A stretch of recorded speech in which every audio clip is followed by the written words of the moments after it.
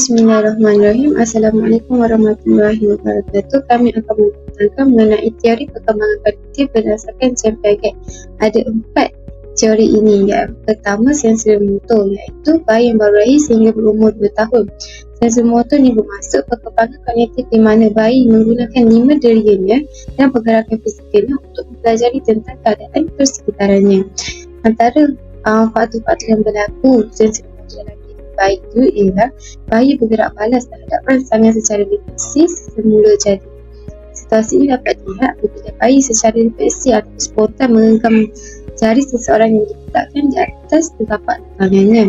Yang kedua pula, fokusnya aktiviti yang melibatkan anggota badan seperti jari. Ini boleh dilihat apabila bayi secara spontan memasukkan tangannya ke dalam mulut dan menghisap yang dilakukan secara berulang-ulang. Yang terakhir ialah melakukan pemerhatian secara cuba jaya terhadap objek dalam membentuk tingkah laku yang baru. Ini dapat dilihat apabila bayi melihat kebolehan bola seperti menyepak, menendang, membaling dan melempar itu daripada pemerhatian mereka sendiri. Seterusnya, peringkat perkembangan kognitif yang diperkenalkan oleh John Piaget adalah praoperasi.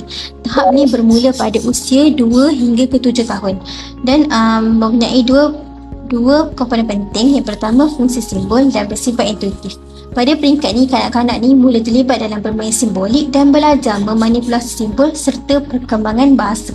Contoh dia, kanak-kanak ni dapat menggunakan objek untuk mewakili sesuatu lain, seperti menganggap penyapu tu sebagai seekor kuda dan memainkan peranan pada watak pada kanak-kanak tersendiri sebagai seorang guru, seorang doktor, seorang superhero dan banyak lagi watak lain. Seterusnya, pemikiran kanak-kanak ni bersifat egosentrik yang bermaksud melihat dan memahami persekitaran melalui perspektif sendiri. Contoh dia, seorang kanak-kanak ni dia meminati satu segi kartun, contohnya Spiderman, dan dia menganggap bahawa semua orang pun sama minat dengan dia. Komponen yang kedua adalah bersifat intuitif. Pemahaman kanak-kanak ni mengenai objek bergantung pada ciri-ciri yang nampak jelas dan nyata di mana mereka ni belum berupaya berfikir secara logik dan rasional.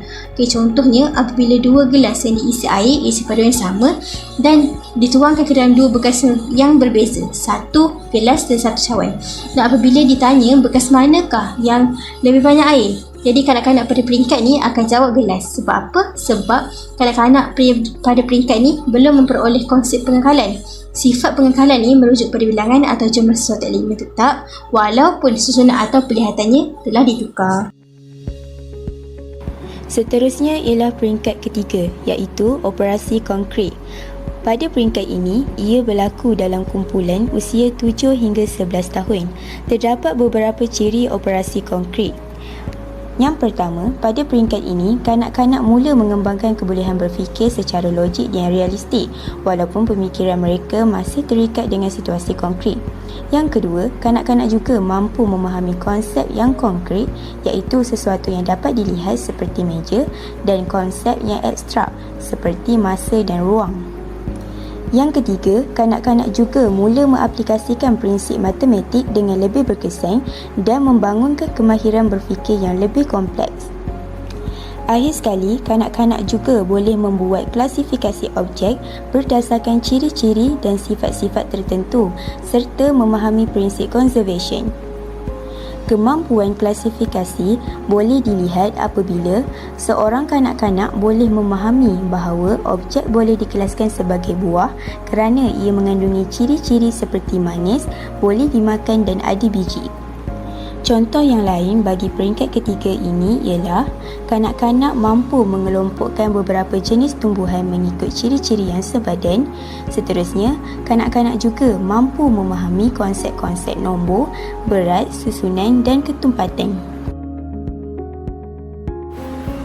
Peringkat yang seterusnya adalah peringkat operasi formal. Bermula pada umur lebih kurang 12 tahun dan berlanjutan sehingga dewasa. Remaja memasuki peringkat ini, mereka memperoleh keupayaan untuk berfikir secara abstrak dengan memanipulasi idea dalam kepala mereka tanpa sebarang pergantungan kepada manipulasi konkret.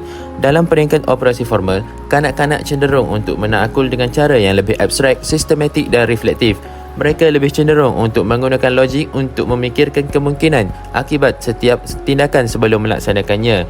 Dia boleh membuat pengiraan matematik, berfikir secara kreatif, menggunakan penaklukan abstrak dan membayangkan hasil tindakan tertentu.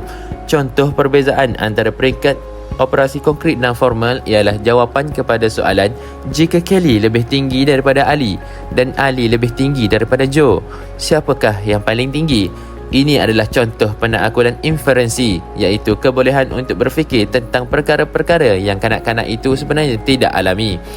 Kanak-kanak yang perlu melukis gambar atau menggunakan objek masih dalam peringkat operasi konkret, manakala kanak-kanak yang boleh menakul jawapan dalam kepala mereka menggunakan pemikiran operasi formal. Namun begitu, terdapat beberapa kritikan pada peringkat operasi formal, iaitu tidak semua remaja mencapai peringkat operasi formal pada usianya.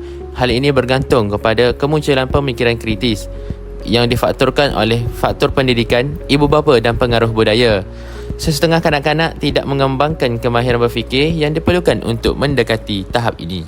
Kesimpulannya, teori kognitif John Piaget adalah sebuah teori perkembangan kognitif yang perlu diambil berat oleh guru supaya perkembangan kognitif ini dapat mencapai tahap operasi formal pada waktunya.